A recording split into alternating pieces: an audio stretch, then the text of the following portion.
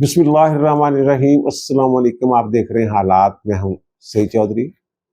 Supreme court के mister justice Saeed Mansoor Ali Shah और justice Aqeel वासी पर मुश्तमिल बेंच ने सुप्रीम कोर्ट के एडिशनल रजिस्ट्रार नजरवास के खिलाफ जो तौहीन अदालत की कार्रवाई पर फैसला महफूज किया था, उन्होंने वो फैसला गुज़श्ता रोज सुना दिया।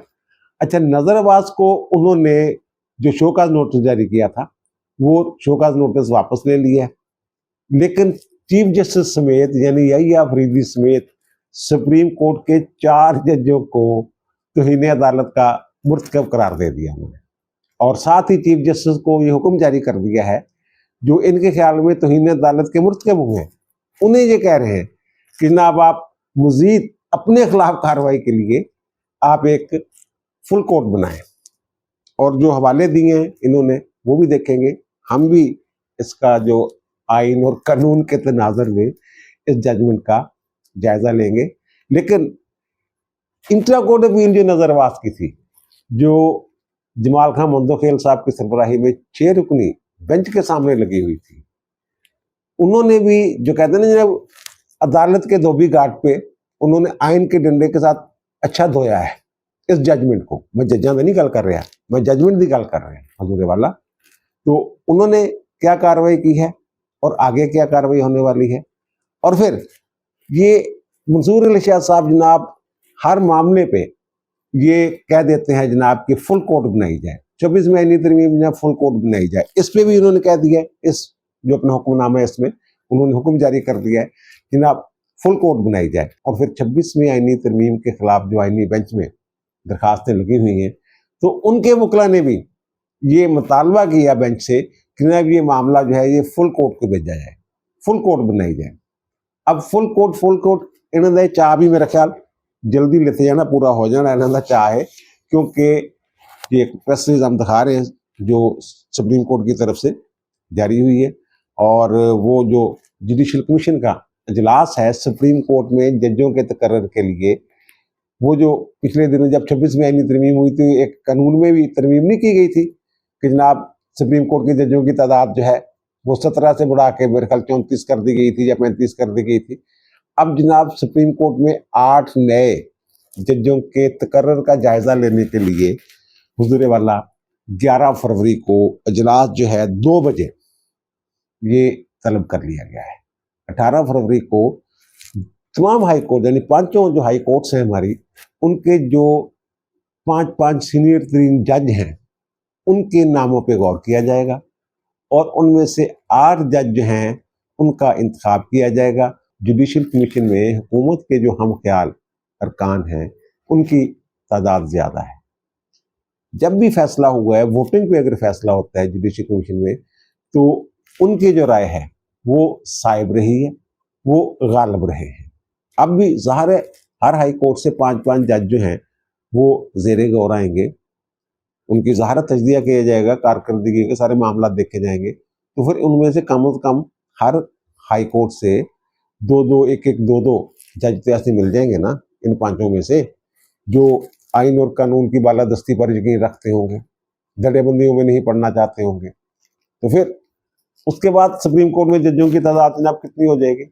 उसके बाद जनाब हो जाएगी 18, 19, 20, 21, 22, 23, 24, 25। फिर फुल कोर्ट बनेगी 25। और फिर 26वीं आईनी तरमीम वाला जो केस है जनाब, उसकी जो समाअत है वो 3 हफ्ते के लिए मुलतवी हो गई है।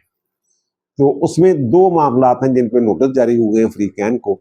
एक तो ये कि जनाब ये वकील साहबान जो कह रहे हैं जिन्हें फुल कोर्ट बनाए, इस पर नोटिस हुआ है। और दूसरा जो दरखास्त गुजारों के वकला थे फैसल सिद्दीकी वगैरह और ज़ाहिर करामत भंडारी साहब, वो ये कह रहे थे जनाब कि इसको लाइव नशर किया जाए, बरह रास्त टीवी चैनल्स पे दिखाया जाए। उनका ठीक है जनाब, पता कर लेने असी दूसरे फरीक तो वो की कहते हैं, अगर कहणगे दिखाओ तो दिखा देंगे, अगर फुल कोर्ट का कहणगे तो फुल कोर्ट बना देंगे। अच्छा, दूसरा ये उसमें जो इस 27वें तरमीम वाला जो केस है, इसमें जो दलाइल है ना वकला के, वो मुझे तो बड़े अजीब व गरीब लगे, बड़ी माजरत के साथ में बात कर रहा हूँ। वैसे जस्टिस आयशा जो इब्तिदा में उन्होंने कहा ना फुल कोर्ट बना दे, तो उस वक्त जो है ना जमाल खान मंदोखेल साहब, उन्होंने जो फैसल सिद्दीकी वकील हैं दरखास्त गुजारों के, तो उनसे कहा कि तुम लगता पहले दिन ही लड़ाई दे मूड चाहे हो, उनके नहीं जिन्हें इस लड़ाई के मूड च नहीं आए।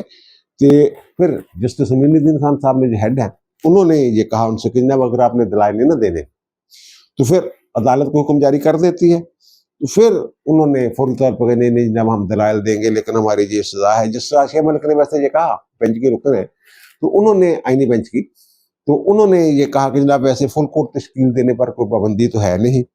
तो फिर आईनी तरमीम के हवाले से बात शुरू हो गई जनाब। और जो ज़ाहिर करामत भंडारी साहब हैं उन्होंने जो नुक्ता लिया ना अदालत के सामने उन्होंने कहा जनाब ये तो हाउस ही मुकम्मल नहीं है।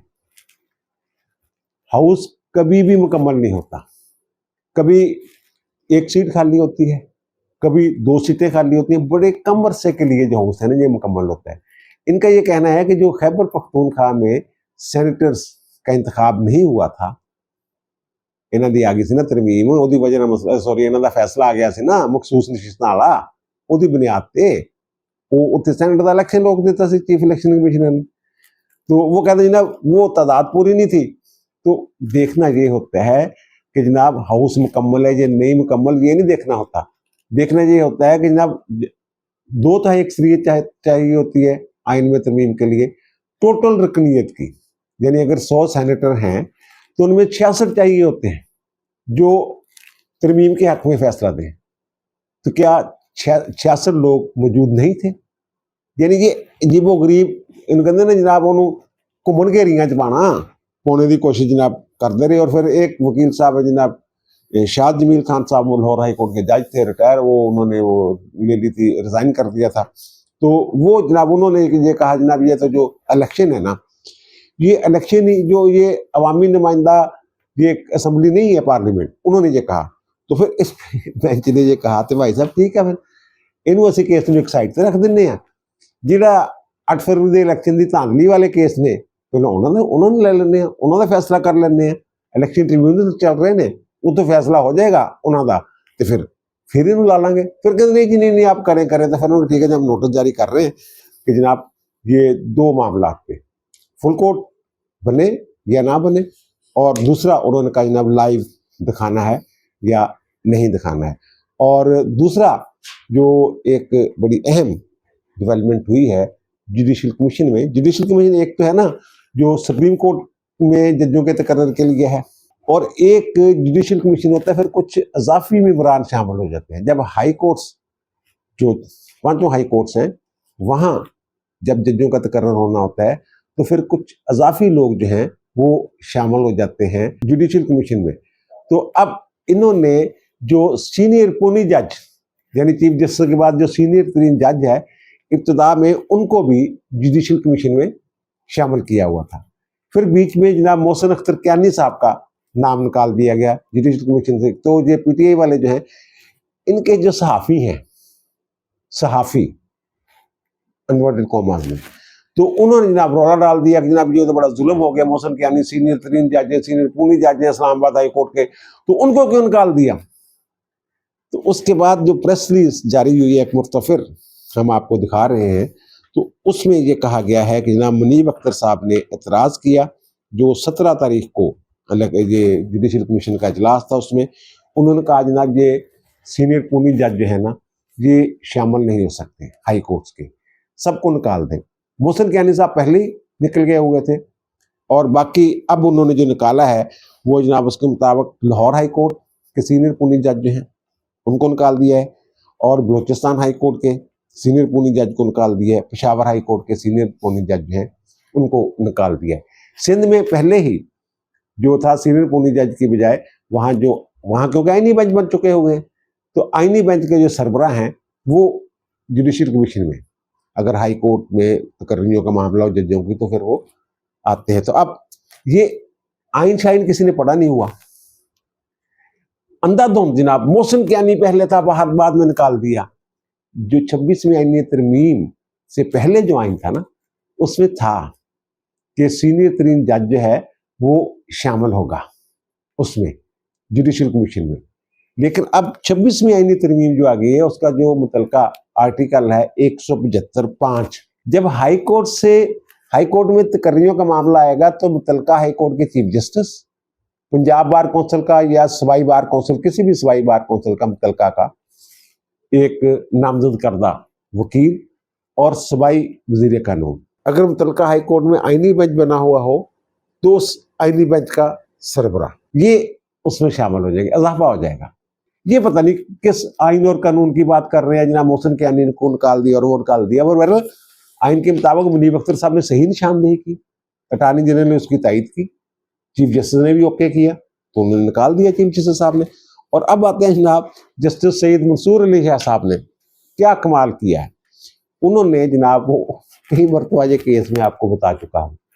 अच्छा, कल के विलाग में मैंने जो जजमेंट आई है तो तकरीबन मैंने यही बताया था जनाब के 4 जज जो हैं वो तौहीन अदालत के या तौहीन अदालत या फिर अदालती हुक्म की रूगर्दानी की है उन्होंने, तो वो डिक्लेयर हो जाएंगे।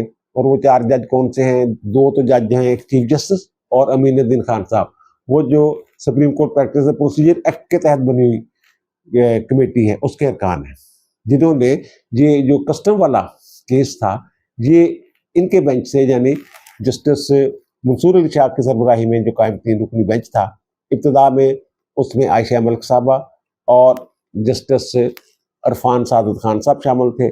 और फिर उन्होंने 191A जो 26वीं आईनी तरमीम से मुतल्लिका बेंच से मुतल्लिका, तो उसकी तशरीह उन्होंने कहा जी हमने करनी है। फिर 16 तारीख को जनाब जो लगा तो वो बेंच बदल गया, अरफान सादत खान की साहब की जगह अकील अब्बासी साहब को शामिल कर दिया गया। और अकील अब्बासी साहब के हाई कोर्ट में जो फैसले थे उन्हीं के खिलाफ ये कस्टम वाली जो अपीलें लगी हुई हैं, दरखास्त वगैरह ये हैं, तो वो इस केस की समाअत नहीं कर सकते थे। फिर उन्होंने कहा जनाब पुराना बेंच बनाया जाए, 16 तारीख को हुक्म जारी किया। तो 17 तारीख को जो कमेटी थी, जजेस committee, supreme court practice procedure act के तहत बनी हुई 2 जजों की, तो उन्होंने कहा जनाब ये तो इब्तिदा में भी ये इतराज़ हुआ था ना, इतराज़ इस बात में जनाब इसमें तो कस्टम एक्ट की कुछ दफात जो हैं वो उनकी तशरीह का मामला है, तो ये मामला जो है जो आप सुन नहीं सकते, रेगुलर बेंच सुन नहीं सकता, तो इसको भेज दें आप उधर आईनी बेंच में। तो इन्होंने कहा नहीं जनाब हमने देखना है, हमारे पास लग गया। तो हमने 17 तारीख को उस कमेटी ने वो मामला जो है वो भेज दिया आईनी बेंच को। और फिर आईनी बेंच की जो कमेटी है 2 रुकनी, उनको भी तौहीन अदालत का मुर्तकब करार दिया इन्होंने। और वो कौन है? वो जनाब अमीनुद्दीन खान साहब उधर भी हैं, उधर जनाब वो हैं जमाल खान मद्दोखेल साहब और मोहम्मद अली मदर साहब, उनको भी तौहीन अदालत का मुर्तकब करार दे दिया। और कहा जनाब इस पे फुल कोर्ट बनाए, और फुल कोर्ट भी कौन बनाए? चीफ जस्टिस साहब फुल कोर्ट बनाए उस पर। ये हुक्म है, यानी वो कहते हैं कमेटी हम वजाहत कर रहे हैं इस बात की कि ये कमेटी ने बेंच नहीं बनाना, supreme court practice and procedure वाली जो है ये बेंच बनाना है जनाब चीफ जस्टिस ने। और वो उन्होंने कुछ हवाले भी दिए हैं आर्टिकल्स के, वो भी मैं आपके सामने रखता हूँ। तो फिर जनाब इन्होंने, वो मैंने अर्ज किया था अपने कल के विलाग में कि जनाब ये शोकाज नोटिस जो है ना वो वापस ले लेंगे वो मैंने ये कहा, ये भी अर्ज किया था ये आइन और कानून को छोड़ दें आप, ये कुछ और अंदाज में मामला जो है वो चल रहे हैं। तो मैंने कहा था इसलिए वो वापस ले लें कि जनाब उसने जो इंट्रा कोर्ट अपील दायर की हुई है वो तो उसके खिलाफ जो शोकाज नोटिस था उसको चैलेंज किया हुआ है, अभी जजमेंट तो आई नहीं। जब वहां मामला जाएगा 6 रुकनी बेंच में, मद्दोखेल साहब की सरबराही में जो बेंच है, तो वहां फिर जनाब वो कहेंगे जनाब ये तो गैर मौसर हो गई है, ये नुक्ता उठाया जाएगा। और ये नुक्ता उठाया भी गया, इंट्रा कोर्ट अपील तो गैर मौसर हो गई है, तो अब हम क्या किस बात की समाअत करें? इसी तरह का मामला वहां पे 2 जजों ने वहां जो है वो रोला चला डाला है। एक तो डाला है जनाब अतर मुनीला साहब ने और दूसरा शाहदवीर साहब ने। अपने विलाग में मैंने एक ये भी अर्ज किया था कि जनाब ये 27 तारीख बड़ी अहम है, और उस तारीख को ये पता चलेगा कि कौन से जजेस जो हैं वो आइन के साथ हैं और कौन से जजेस जो हैं वो धड़ाबंदियों का शिकार है, धड़ा कुट रहे ने और केड़े जेड़े ने आइन और कानून के मुताबिक। वो बहरहाल वो पता चल ही गया ना क्या। तो अब इन्होंने जनाब ये कहा है कि जनाब जो supreme court practice and procedure act की कमेटी है ना, अच्छा एक मैं और अर्ज कर दूं, इन्होंने जो आईनी बेंच की कमेटी है यानी जस्टिस जमाल खान मद्दोखेल और जस्टिस मोहम्मद अली मदर साहब, उनको जो तौहीन अदालत का मुर्तकब करार दिया है, जो सुप्रीम कोर्ट का रिकॉर्ड है ना, वो ये कहता है कि जनाब इस बेंच ने जो ये हुक्म जारी किया, उन जजों को भी तौहीन अदालत का नोटिस जारी किया है। तो वो खिलाफ हकीकत है। उन जजों ने जब supreme court president procedure committee यानी चीफ जस्टिस और अमीनुद्दीन खान साहब ने जब ये देखा कि ये मामला आईनी है, कस्टम वाला जो आईनी बेंच का मामला है, उधर भेजने का हुक्म दिया। इन जजों ने जो आईनी कमेटी है, इन्होंने स्पेसिफिक कोई हुक्म ही जारी नहीं किया सर, रिकॉर्ड पे कोई हुक्म ही नहीं है सर। ये मैं आपको बड़े वसूख के साथ ये बात कर रहा हूँ। जस्टिस सैयद मंसूर अली शाह साहब वाला बेंच, उसका हुक्म और वो जो कस्टम वाला केस है जहां से ये मामला शुरू हुआ था, उसका स्पेसिफिकली जिक्र ही नहीं है। तो फिर उनको कैसे इन्होंने मुर्तकब करार दे दिया? जनाब आप भी जो है वो आइन की खिलाफ वर्जी के मुर्तकब हुए, सॉरी अदालती फैसले की खिलाफ वर्जी की आप लोगों ने भी। और दूसरा इन्होंने ये कहा जनाब, एक असद अली केस का इन्होंने हवाला दिया है। असद अली केस जो है, जो जजमेंट में मंसूर अली शाह साहब वाली जो जजमेंट है ना, असद अली केस वो है जब सजाद अली शाह साहब का पड्डा नहीं हुआ था नवाज शरीफ के दौर में, अदालत के दीगर जजों के साथ कोयटा बेंच ने एक फैसला दिया था कि जनाब जो सजाद अली शाह साहब हैं वो तो सीनियर तरीन जज ही नहीं है, और आइन के मुताबिक सीनियर तरीन जज जो है वही चीफ जस्टिस हो सकता है। तो उन्होंने काम से रोक दिया था उसको, इस तरह फिर वो मामला चला था।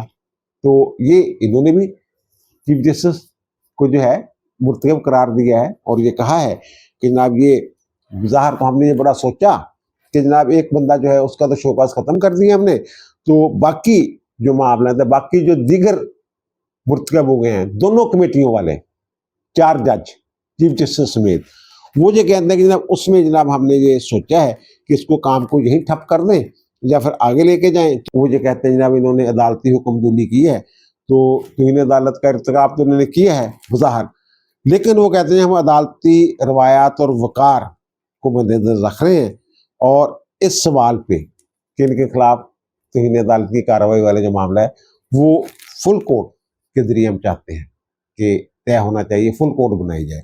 और साथ ही वो जो अच्छा ये जो मैंने कहा ना आइन और कानून पता नहीं कहाँ है कहाँ नहीं है, ये जो एडिशनल रजिस्ट्रार है नज़र अब्बास साहब, जिनके खिलाफ इन्होंने तौहीन अदालत की कार्रवाई ख़त्म की है, शोकाज नोटिस जो है वो मनसूख किया है, अपना जारी किया हुआ, तो हुजूर उनसे भी तो पूछना था ना, वो किस कानून के तहत जो है आप जो है उनके खिलाफ कार्रवाई ख़त्म कर रहे हैं?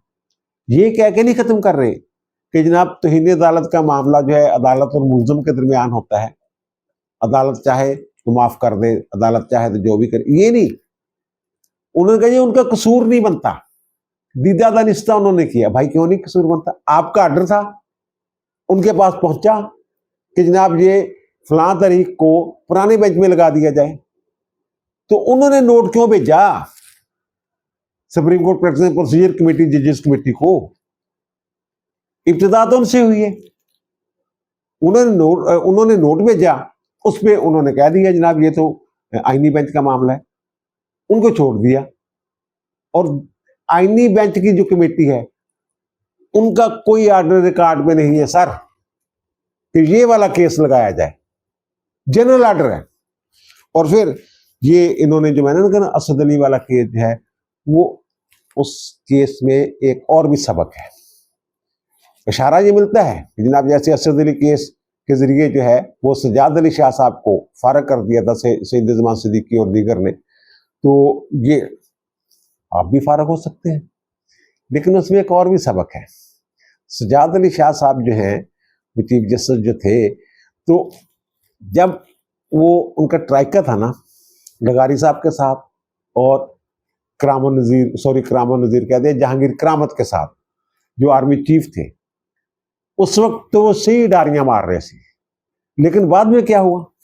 बाद में ये हुआ कि उन्होंने खत लिखा कि फौज तलब की उन्होंने हिफाजत के लिए, अपने अहकामात पर अमल दरामद के लिए, और जहांगीर करामत साहब ने बजाय इसके कि हुक्म को मानते उन्होंने ये मामला जो है ये वजारत दिफा को भेज दिया। तो लगारी साहब ने अपने पैरों पे वजन नहीं डाला, फौरी तौर पे ये नवाज शरीफ साहब खसूसी तैयारी के जरिए गए थे मेरे ख्याल उनके आबाई इलाके में जहाँ वो गए हुए थे उन दिनों सदर साहब, तो ओके हो गया, पार्लियामेंट ने मंजूरी दी, उन्होंने फौरन बगैर किसी ऑब्जेक्शन के उसको मान लिए। उसके बाद सजाद अली शाह साहब जो है ना वो तन्हा रह गए थे। तो अब ये भी देख लें कि क्या एस्टेब्लिशमेंट, ये हुकूमत इनके साथ खड़ी हुई है। अगर खड़ी हुई है फिर तो करते रहें, हो सकता है जी जीत भी जाए। लेकिन अगर एस्टेब्लिशमेंट इनके साथ नहीं है, जो कि नहीं है, हुकूमत इनके साथ है नहीं है, तो फिर ये किस बलबूते पे, और आइन को भी 100% फॉलो नहीं किया जा रहा। वरना मैं कल कैसे ये कह सकता था जनाब ये ऐसे ये जजमेंट आएगी या ये जजमेंट आ सकती है। और मैंने ये भी कहा था कि आइन और कानून के मुताबिक नहीं, ये सियासत, इसमें सारे मामले में सियासत इन्वॉल्व है। अगर और आइन और कानून के मुताबिक होना होता तो फिर मैं कुछ और पेशगी कर रहा था। मैंने तो जनाब इनकी ऑब्जर्वेशन, इनके रवैये, इनकी सारी शख्सियत को मद्देनजर रख के ये पेशगोई की थी कि ये होगा और वही होगा। अच्छा, अब ये कह रहे हैं कि जब हम कमेटी को नहीं भेज रहे, बल्कि जो आइन का आर्टिकल 176 है ना, उसके तहत जो चीफ जस्टिस ने बेंच बनाना है। 176 में कहाँ लिखा हुआ है सर कि चीफ जस्टिस ने बेंच बनाना है? फुल कोर्ट, सॉरी बेंच नहीं, फुल कोर्ट चीफ जस्टिस ने बनानी है, तश्कील देनी है। वहां तो सिर्फ ये लिखा हुआ है कि सुप्रीम कोर्ट से क्या मुराद है। सुप्रीम कोर्ट जनाब चीफ जस्टिस और जजेस पर मुश्तमिल, ये सुप्रीम कोर्ट है। और दूसरी, यानी सुप्रीम कोर्ट से मुराद चीफ जस्टिस और जजेस सुप्रीम कोर्ट के। और दूसरा इन्होंने एक और आर्टिकल है, उसका भी हवाला दिया 203J, उसका सब आर्टिकल 2 और उसका फिर सब आर्टिकल C और D, उनका हवाला दिया है कि ना वो ये कहता है कि चीफ जस्टिस ये फुल कोर्ट उसने बनानी है। अच्छा, अब ये फुल कोर्ट और जो बेंच है उसमें फर्क कर रहे हैं। 203 है ना, ये तो जनाब जो अदालत ने कवायद बनाने होते हैं, कवायद ज़वाबत बनाने से मुतल्लिक़ आर्टिकल है। अगर वहाँ फुल कोर्ट बनती है तो वो इंतज़ामी तौर पे बनती है। जब फुल कोर्ट का इजलास होता है तो इंतज़ामी होता है, लेकिन जब वो जुडिशल कार्रवाई करती है तो वो बेंच की शक्ल धार लेती है। फुल कोर्ट बेंच बनेगा। अब देखें ना, बहुत सारे मुकदमा ऐसे हैं जिसमें जजेस जो हैं उनका कोई ना कोई इंटरेस्ट इन्वॉल्व होता है। जैसे इफ्तिखार अहमद चौधरी की बहाली वाला जो मामला था, उस वक्त मेरे ख्याल 3-4 जज जो ऐसे थे, 5 जज बल्कि ऐसे थे, 3 जज ऐसे थे जो बेंच में शामिल नहीं हुए थे। उनमें उनका इंटरेस्ट था। इफ्तिखार अहमद चौधरी भी नहीं थे, वो तो फिर रमदे साहब ने उसको, खलील रमदे ने हेड किया था उस बेंच को, तो वो भी फुल कोर्ट ही थी, लेकिन 3 जज बाहर बैठे हुए थे। सर जी, मेरे ख्याल में ये तयशुदा अमर है कि फुल कोर्ट अगर कवायद ज़वाबत बनाने के लिए बैठती है तो वो इंतज़ामी कार्रवाई होती है। जब फुल कोर्ट जुडिशल कार्रवाई कर रही होती है तो फिर वो फुल कोर्ट बेंच होता है, वो बेंच ही होता है। तो बहरहाल ये जज साहबान कह रहे हैं। और दूसरी तरफ ये बड़ी वैसे अजीब बात है, जो 6 रुकनी बेंच है मुंदोखेल साहब वाला, जिसमें इंटर कोर्ट अपील लगी, उन्होंने भी इस तरफ ये ध्यान दिलवाया है कि जनाब आप चीफ जस्टिस को ही कह रहे हैं, जिनको एक तरफ तो आप उनको तौहीन अदालत का मुर्तकब करार दे रहे हैं, दूसरी तरफ उसी शख्स को आप कह रहे हैं जनाब फुल कोर्ट बनाए, यानी वो अपने खिलाफ फुल कोर्ट बनाए, एक बात। और दूसरी बात जो उन्होंने की कि जो हम 4 आपके ख्याल में मुल्ज़म है तौहीन अदालत के, यही अफरीदी साहब, अमीनुद्दीन खान साहब, मुंदोखेल साहब और मोहम्मद अली मदर साहब, फुल कोर्ट अगर बनती है तो हम भी बैठेंगे उसमें, हम अपने खिलाफ ही केस सुनेंगे। मोहम्मद अली मदर साहब का ना वैसे ये बड़ा वैलिड नुक्ता है। और दूसरी जो उन्होंने कहा, जनाब वकील साहब आए उसके नजरबाज के, तो उन्होंने कहा जनाब वो फैसला हो गया नीचे, तो जनाब उन्होंने तो हमें डिस्चार्ज कर दिया है, हमारे पास नोटिस जो था वो ख़त्म कर दिया है, तो अब हम अपनी दरख्वास्त वापस लेना चाहते हैं। तो उसमें जमाल खान मुंदोखेल साहब ने कहा कि वैसे ये वो फैसला तो अतर में कहा फैसला तो पढ़े ना, फैसला पढ़ा। उन्होंने फैसला पढ़ने के सुनने के बाद मुंदोखेल साहब ने कहा कि नहीं ठीक है, आप जो अपना है ना वो इस्तदा दावा जो है वो वापस ले सकते हैं, लेकिन केस अब हमारे सामने लग गया है, केस हमने सुनना है। ये भी तयशुदा अमर है, अदालत की मर्जी के बगैर केस वापस नहीं लिया जा सकता। उन्होंने उनके वकील से कहा जनाब आपने जाना तो जाएं, हमने तो केस सुनना है। तो यहाँ जनाब फिर आगे जो है जजों के दरमियान शुरू हो गया। जनाब अतर मिर्जा साहब भी बेंच में थे और शाहद वहीद साहब भी बेंच में थे, जो मैं दड़ेबंदियों की बात कर रहा हूँ ना, उस तरह का मामला जो है। 4 जजेस जो है उनकी ऑब्जर्वेशन और रिमार्क्स और थे। अब जो मोहम्मद अली मदर साहब है ना, उन्होंने ये कहा कि जनाब हमें तौहीन अदालत का मुर्तकब करार दिया गया। उसका एक पूरा तरीकाकार है कि तौहीन अदालत की कार्रवाई कैसे की जाती है और उसमें नोटिस भी जारी किए जाते हैं। वो कहते हैं आइन का आर्टिकल 10A जो है शफाफ ट्रायल वाली बात जो है, ये शफाफ ट्रायल या 10A जो है ये बाकी पूरी दुनिया के लिए है, लेकिन हमारे लिए नहीं था। हमें नोटिस क्यों नहीं जारी किया गया? 4 जज जो है हमें नोटिस जारी करते, हम जनाब हाजिर हो जाते, जवाब दे देते। ये वो कह रहे हैं। और फिर शाहदवीर साहब ने कहा जनाब ये तो देखें हमारे सामने मामला ही नहीं है, ये तो जो बात आप कर रहे हैं हमारे सामने तो सिर्फ जनाब इंट्रा कोर्ट अपील थी, तो इंट्रा कोर्ट अपील में तो ये नुकता ही नहीं। तो वो जो जज है, वो जो बेंच है मंसूर अली शाह साहब के सामने, उसके सामने वो था। उस दिन तो केस ही नहीं लगा हुआ था जिस दिन उन्होंने तौहीन अदालत की कार्रवाई शुरू की थी। तो बहरहाल वो ये कहते हैं। तो इस पे जनाब मोहम्मद अली मदर साहब जो है ना, उनका थोड़ा सा ना पारा चढ़ गया। उन्होंने जनाब फिर तो क्या हम, क्योंकि हम भी उसमें तौहीन अदालत के मुर्तकब हो गए उस फैसले की रोशनी में, तो क्या फिर हम इंट्रा कोर्ट अपील दायर करें? तो इसमें जमाल खान मंदोखाल साहब ने कहा, मंदोखेल साहब ने कहा फिर अटार्नी जनरल को सुन लेते हैं, तो तुसी ना आपस क्रॉस टाक ना करो, आपस ना जनाब, ठीक है ना, चंगा नहीं लगता। तो फिर जनाब जस्टिस जो अटार्नी जनरल का अतर मिर्जा साहब जनाब, उन्होंने कहा अगर बेंच ने कार्रवाई जारी रखनी है ना, वो दरखास्त वापस ले रहा है, मैं तो बता रहा हूँ, तो फिर मैंने बेंच कैसे नहीं बनना, मैं तो उठ के जा रहे हैं। फिर जमाल खान मंदोखेल साहब ने कहा जनाब जो फाइल होती है ना, ऑफिस फाइल, वो किसी ना किसी ने तो लेके जानी होती है ना, किसी ना किसी ने तो पुट करनी होती है ना, उसको पहिए तो नहीं लगे होते कि खुदकार तरीके से जनाब वो चलती फिरे। और वो कहते हैं जो कमेटी है, अगर हमारे सामने मामला था तो हमने तो आइन के मुताबिक देखना था, हमने फैसले को नहीं देखना, आइन को देखना है। दूसरे लफ्जों में वो कह रहे हैं कि जो उन्होंने हुक्म जारी किया था मंसूर अली शाह साहब ने, वो आइन से मुतसादम था। और इस बाबत के एक जजमेंट में जिक्र कर चुका हूँ कि जो आइन से मुतसादम वो मुताबिकत ना रखता हूँ आइन और कानून की, तो उस फैसले की पाबंद नहीं होती, वो मुजाज़त अथॉरिटी जिसको वो हुक्म जारी किए जाते हैं। बहरहाल वो कहते हैं जनाब अगर मेरे सामने ये नुकता आता ना, मैं रेगुलर बेंच में होता और मुझे कहा जाता कि जनाब ये तो केस है, जो मुझे मेरे सामने केस है, तो मैं समझता ये जनाब तो आइन की तशरीह वाला मामला है, तो वो कहता कि मेरे लिए तो हराम होता, हराम, अगर मैं उस केस को सुनता। इस तरह के सारे अल्फाज इस्तेमाल, जो मैंने कहा ना जनाब कि अदालती धोबी घाट में वो आइन के डंडे के साथ धोया है जजमेंट को, वही बात जस्टिस हसन रिजवी और जस्टिस जमाल खान मंदोखेल साहब ने ना, उनकी अगर रिमार्क्स देखें तो उन्होंने तो ये साफ कह दिया जमाल खान मंदोखेल साहब ने कि जनाब जब उनके सामने मामला आइन कानून की तशरीह का आ गया था, आइनी बेंच का मामला था, तो आइन का तकाजा था कि वो आइनी बेंच को भेज देते। और वो उन्होंने कहा कि जनाब आइन की खिलाफ वर्जी पे क्या हो सकता है। ये उन्होंने सवाल उठाया है कि अगर जज जो है, जो उसने हलफ उठाया हुआ आइन की पासदारी का, उसकी खिलाफ वर्जी करता है, तो फिर क्या हो सकता है। जैसे उन्होंने कहा जनाब हम तौहीन अदालत की कार्रवाई नहीं कर रहे, उसी तरह उन्होंने कहा, तो सर उस पर क्या होता है, उस पर सुप्रीम जस्टिस काउंसिल में मामला जाता है, उसमें लिखा हुआ है कि वाजे आइन की वाजे खिलाफ वर्जी कर रहा हो, अगर जज आइन और कानून की पासदारी ना कर रहा हो, तो फिर उसके खिलाफ रेफरेंस जाएगा सुप्रीम जस्टिस काउंसिल में। बहरहाल फिर जनाब असर साहब को ये तो गैर मौसर हो गया, वही बात, तो हम यहाँ बैठ के जजेस को तो नोटिस जारी नहीं कर सकते वगैरह वगैरह। तो इंट्रा कोर्ट जो है वो ये जो बातें हो रही हैं हमारे इख्तियार समात से बाहर है वगैरह वगैरह। तो फिर जमाल खान मंदोखेल साहब ने कहा जनाब ये टकराव कैसे हो गया।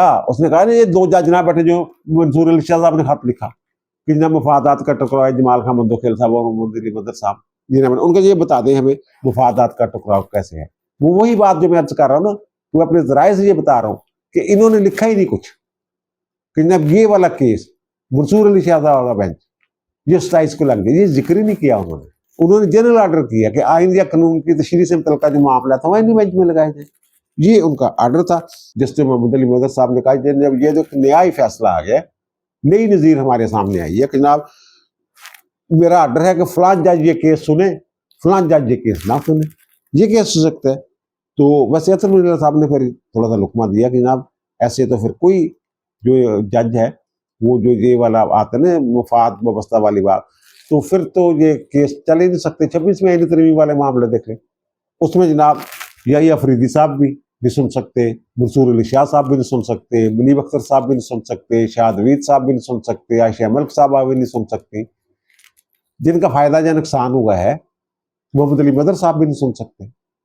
तो फिर सुनेगा कौन? तो मोहम्मद अली मदर साहब ने कहा फिर इन्हें 12 ढाक जज ले आओ, और ढाक जज भर्ती कर लेने, वैसे नवे जज आ रहे हैं। अच्छा खैर, उसमें मेरा जज तेरा जज ये नहीं होगा, उन्होंने कहा। तो फिर उन्होंने कहा जी मुसर्रत हलाली साहब ना, हम तो जो है हमें क्या फायदा हुआ इस बेंच में बैठ के, आईनी बेंच में। मोहम्मद अली मदर साहब ने भी कहा हमें तो दोहरा काम करना पड़ता है।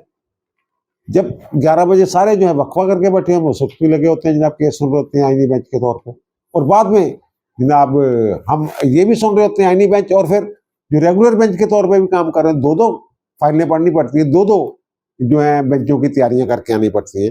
जमाल खान मुद्दखिल साहब ने कहा जनाब हम इस मामले को हमेशा के लिए तय करना चाहते हैं। ये रोज रोज का तमाशा लगा है, तमाशा लाया क्या नहीं वैसे। सैयद मंसूर अली शाह साहब कभी खत लिख देंगे ने, कभी इतना हुक्म जारी कर देंगे। तो फिर उन्होंने कहा जनाब मैं तो फिर इस खौफ से कमेटी में बैठू ही ना कि जनाब कहीं तो ही अदालत ना हो जाए। जी जज कैसे हुक्म जारी कर सकता है, ये बात। फिर जनाब बाद में खैर वो मामला ऐसा हो गया कि जनाब 4 जजों ने ये कहा, 2 जज जो थे ना शाद वीद साहब और रतन साहब, उन्होंने ये कहा कि जनाब हम तो इसको वापस लेने की बुनियाद पे निपटा रहे हैं। उनका तुम जनाब क्लाइन लेके निपटा दो, असी तो पूरी जजमेंट देनी है सर। 4 जज जो है ना उन्होंने कहा हमने जजमेंट देनी है, हमने रीजनिंग देनी है। तो अब जब रीजनिंग देंगे उससे सूरत जाए, ज़ाहिर है उन्होंने कहा है ना हमने तो मामला क्लियर करना है, वो क्लियर करेंगे। अब मोहम्मद अली मदर साहब, जमाल खान मुद्दखिल साहब हेड हैं, मोहम्मद अली मदर साहब, मुसर्रत हलाली साहब और हसन अदर रिजवी साहब, वो रीजनिंग देंगे इसमें डिस्पोज ऑफ करने के हवाले से। और 2 जज जो हैं उन्होंने एक एक लाइन लिख के डिस्पोज ऑफ कर दी, वापस लेने की बुनियाद पर निपटाई जा रही है। जो कस्टम वाला केस है ना मंसूर अली शाह साहब की अदालत में, जिससे ये सारा मामला जो है ये फटा चढ़ा पड़ा, तो वो भी कल लगा होता आईनी बेंच में। तो अब दिलचस्प बात यह है कि आईनी बेंच में आयशा मलिक साहबा भी बैठी हुई थी, जबकि 13 तारीख को और 16 तारीख को दोनों बेंचों में आयशा मलिक साहबा शामिल थी। तो इसलिए आयशा मलिक साहबा ने, कुछ लोग और बातें करें लेकिन मेरा ख्याल है कि आयशा मलिक साहबा ने बेहतर किया। उन्होंने कहा मैं तो रेगुलर बेंच में इस केस को सुन चुकी हूँ, तो वहां से ये इधर आया तो मैं इस बेंच में नहीं बैठना चाहती। तो उन्होंने अपने आप को अलग कर लिया। अब 7 रुकनी जो बेंच है वो आज 28 तारीख को इस केस की समाप्त कर रहा है आईनी बेंच, वो कस्टम वाला केस जहां से ये फड्डा शुरू हुआ था। अब देखिए आगे क्या होता है। और वो मैंने अर्ज कर दिया कि जनाब अगर कोई जज जो है वो अपने बड़ों के खिलाफ बगावत करता है, अगर तो उसके पीछे एस्टेब्लिशमेंट और हुकूमत की ताकत है, फिर तो आइन को इधर करके आइन को इधर करके देड़ दूर के कोई ना कोई रास्ता निकल सकता। लेकिन अगर ऐसा नहीं है तो उसका अंजाम वही होता है जो सजाद अली शाह का हुआ। अब दीजिए मुझे इजाजत, इंशाअल्लाह दोबारा मुलाकात होगी नए भी इलाके के साथ। अल्लाह ताला आप पर, मुझ पर, हम सब पर मेहरबान रहे। अल्लाह हाफिज।